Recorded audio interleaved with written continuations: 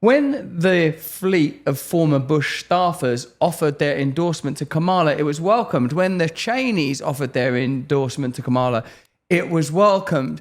And it's interesting to observe the serpent snaking its way either side of the aisle, masked only by cutaneous distinction, not by anything of depth. When you were talking just then about Barack Obama being a continuation of the legacy of Bush, it's very striking because I once watched, I bet you saw it, I may even have found it on your X feed thinking about it, a PBS documentary about Obama when he was still senator and he weren't running for the nomination yet.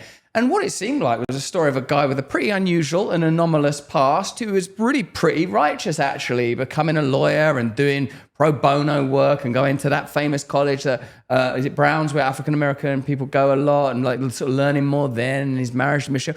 I sort of thought, well, this is like a really interesting character. And it's so astonishing to see that in government, what it amounts to is the things that seem significant prior to their inauguration are merely branding. That once in office, it's like there will be wars, we will bail out the banks, there will not be an investigation into what happened in 2008.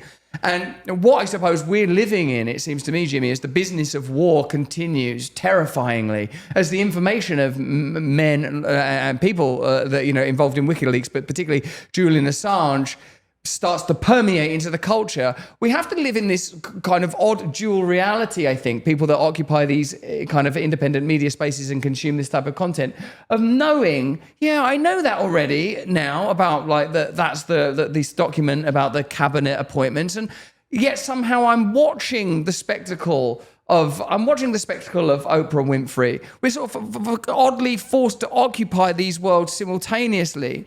Now, as the consequences increase, and we are the cultural conversation is continually navigated back to divisiveness, issues that I think warrant conversation. Of course, the conversation about race and culture and identity, these are like significant and important conversations that emerged from the civil rights movement. Significantly, the economic component is often, as you say, extracted because there is no cohesive working class movement that allows people of different color. Like if I'm in Chicago and I want to say, and I'm principally among people of color, like at the moment I'm staying in Atlanta, and I'm going to speak to the guy that runs the Atlanta Voice out there. His name's Donald Suggs. He's the editor-in-chief of that. They're a Democrat Party supporting organization. And I'm like, I want to talk to him about this election, and I want to I don't want the idea that I'm supporting. Like, I believe it's important that the Democratic Party don't win in November. I don't want that to be code for I'm a racist. I don't want that to be the conversation, and the reason is because, in particular, since Bobby's joined, it's like, well, make America healthy again, do something about sort of big food and big pharma, do something about the sort of relentless machinery of war. And people will point out that there are certain conflicts that don't seem to be within that purview. But, I think most of us are like, well, the military industrial complex have too much of a hand in America's foreign policy. And of course, freedom of speech, which you've already touched upon. But how, if branding is ultimately what seems to be determining the outcomes of these election cycles, with the deep, the government always wins no matter how you elect, how do we, as people that have made this kind of journey, and do you feel an obligation to, be able to talk to people that might affiliate with a particular tribe on the basis of the cultural issues that the Democratic Party and their mouthpieces use to create division? How do you conduct those conversations? How do you bring people together? And how do you highlight that an anti-establishment movement happens to be coalescing around a nativist figure in Trump? Well, that's the whole game of the establishment is divide and conquer. And they want me to, they did a controlled demolition of our economy during COVID, which smashed everybody except a handful of millionaires and billionaires. And they want me to blame my neighbor and hate my neighbor for the pain I'm feeling because he wouldn't take a vaccine that didn't work the way they said it did in the first place.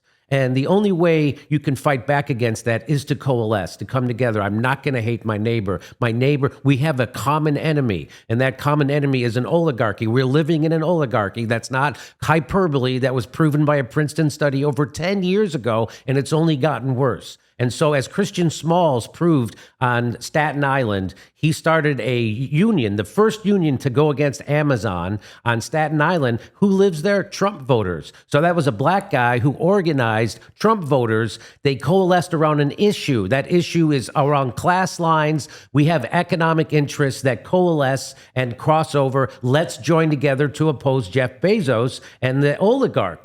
And so that worked. And so that's what they don't want you to do. And that's what so even this thing we're speaking at today, they're like, oh, Jimmy, I've had many people saying, well, how could you be on stage? Because this person thinks that, and that person thinks this, and that. And I always quote Frederick Douglass, I will unite with anyone to do right and with no one to do wrong. And so the fact that I vehemently disagree with other people on other issues, but I agree on certain things like lawfare, ending wars, freedom of speech, that's what gives it the power. If everybody was the same, thought the same, and we came together, nobody cares. It's when people who disagree vehemently on certain things come together, and they're like, well, you're not. It's like when I spoke at the anti-war rally last year. And people were like, well, some of those people don't support the LGBTQ agenda. I go, yeah, that's not what this rally's about. This rally's about everybody coming together to end the war. Because if we have a nuclear war, it doesn't matter what your LGBTQ agenda is. And people from Code Pink wouldn't come because of that, which the joke I made was, yeah, I'd like to stop a nuclear war, but not with those people. So that's what gives it its power.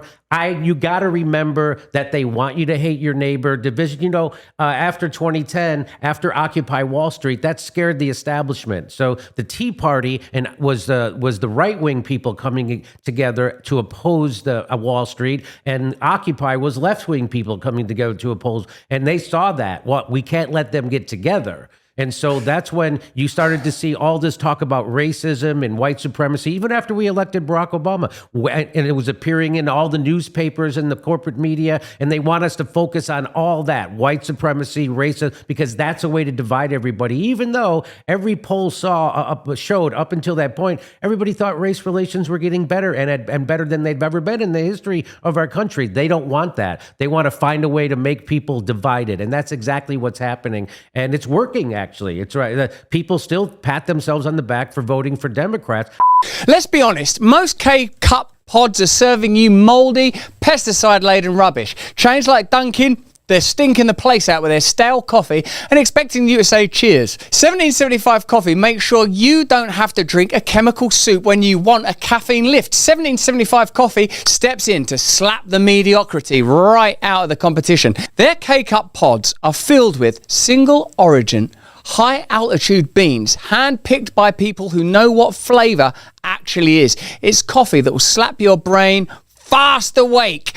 Faster, in fact, than a government scandal. Who doesn't need an injection of this new caffeine inflection? Kamala Biden? Get this stuff down here.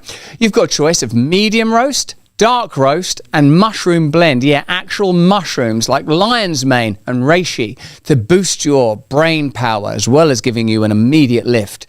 Because let's be honest, if your coffee isn't strong enough to overthrow a small government, what's the point? This coffee is for people who don't want a participation trophy. This is coffee for winners. Go to 1775coffee.com, grab your 24-pack and tell corporate coffee to take a hike. That's go to 1775coffee.com, grab your 24-pack and tell corporate coffee to take a hike. Caffeine that will help you overthrow the powerful. I was at the Democratic Convention this year, and it was depressing. When I was at the Democratic Convention in 2016, half the people there had voted for Bernie Sanders, who wanted to overthrow the corporate control of the Democratic Party. They wanted to overthrow the Democratic establishment. Well, this one, it was nothing like that. Everybody was there, was on board with their corporate talking points. They were cheering on corruption. They were cheering on more war. They were cheering on division. It really did depress me. I'm not kidding. And it was like a Stepford Wives convention. Nobody had a critique of the Democratic Party. Nobody wanted them to change. And they're farther right. I make the case that Donald Trump is running to the left of Kamala Harris, and he is. He says he wants to end the war in Ukraine. Kamala Harris doesn't want to do that. He says he wants to take the tax off tipped wages. Well, then she copied him. Right, so there's lots of things that he wants to abolish. He wants to obliterate the deep state. They love the deep state. They love the FBI. The FBI has a history of infiltrating left-wing groups, dividing them, and conquering them. And everybody knows that. Look what they did to Martin Luther King. They tried to get him to kill himself. They tried to get him to commit suicide. And now the Democrats cheer on the FBI. Why? Because the establishment media told them to, because they think the FBI is opposing Trump. No, what the FBI opposes is democracy. And they oppose the Constitution, and Trump just happens to be in the way of that. And so people don't that's how I reach out to people. I find common ground. I did a show once in Los Angeles, and was it in May? And so I had a guy in my front row with a MAGA hat on, and I had a guy who was a confirmed Marxist. You know he's a Marxist because he walked around, he had 2 books he gave me. That's how you can tell a Marxist. And they started yelling at each other right in the middle of the show. Then the one guy got right in his face, and I was like, oh, they're going to be a fight. And then they stood up and hugged each other. And I was like, hey, maybe they were talking about the Fed. Who knows what it was? But they realized they have more in common than divide. And that's the scariest thing for them. And that's, again, I'm not making that up. That's not hyperbole. If people on the left and the right realize we share a common enemy, not this phony thing that Kamala Harris says, we have more in common. She means she has more in common with Dick Cheney. Yeah. She doesn't mean she has more in common with a union or with a worker. They smashed the union. They smashed the railroad union strike here in the United States. Flint still doesn't have clean water. So they don't. She's talking about we have more in common with establishment Republicans and establishment Democrats. She doesn't mean populists. She doesn't mean workers. She doesn't mean students. She doesn't mean the sick. She doesn't mean any of that. In fact, they still are not talking about giving people health care. That's what you get. When Barack Obama became president, he gave us a right-wing health care plan we're still living under today. But anyway, I know I talk too much. No, you don't. You're perfect. Our new The Oracle series, our first ever group interviews designed to bring the greatest and most authoritative voices in particular subjects together for the very first time. Robert Malone, Dr. Pierre Corey, and Steve Kirsch. What we've experienced is a globally deployed psychological bioterrorism playbook. It's well developed. And then I started to see just global propaganda directed at essentially distorting, dismissing, and suppressing the evidence of efficacy. And I saw it as a crime. And at that point, I knew that this was not just a coincidence. There were too many black swans over too short a period. I've never heard anything like this story in my life. They seem to get the human psyche so well when it comes to brainwashing us and propagandizing us to the direction that they want us to go in, that you would think that they would know that pulling all of these various tactics would actually just push support towards Trump, not away from him. Ryan Ruth, some of his posts even show that he appeared to have been working with, in his own words, the U.S. Embassy in Kiev. He's doing effectively military intelligence, human trafficking of terrorists. It's in this context that I think Ruth was kind of radicalized. He decided that while he wanted to assassinate Putin, the easier thing would be to assassinate Donald Trump. Hey, thanks for watching. If you want to see more uncensored content where free speech can flourish, join our live stream. Click the link right here to watch the next video if you want to, or become a member of a growing movement. Download the Rumble app and you'll be informed every time we make a new piece of content. Stay free.